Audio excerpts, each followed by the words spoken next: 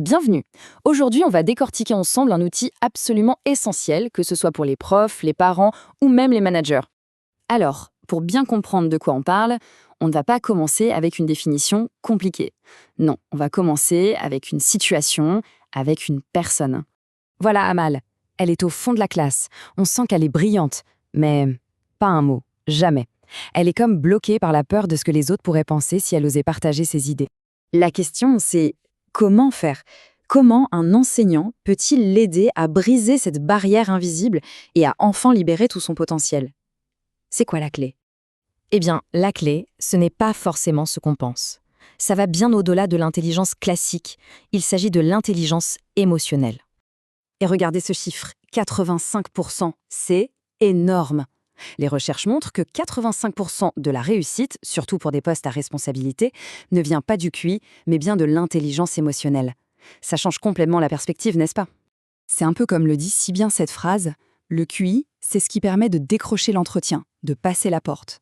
Mais une fois qu'on est dedans, pour vraiment réussir, pour exceller, c'est l'intelligence émotionnelle qui prend le relais.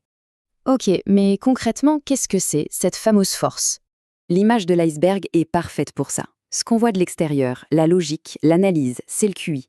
C'est la pointe de l'iceberg. Mais tout ce qui se passe en dessous, la partie immergée, immense, c'est elle qui dirige le bateau. Ce sont nos émotions, nos pulsions.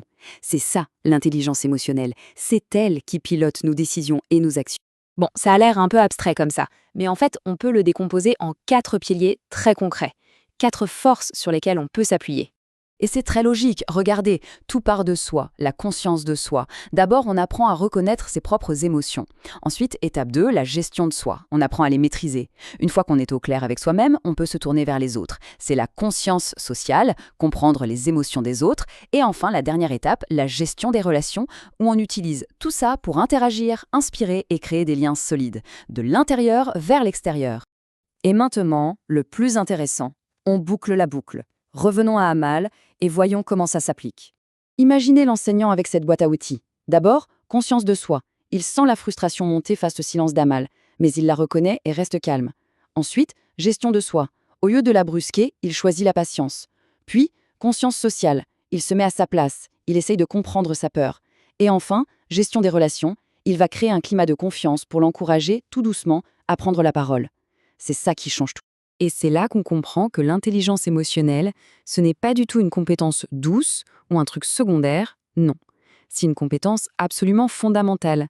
C'est la base pour bien enseigner et pour bien apprendre. Alors, ça nous amène à la question finale.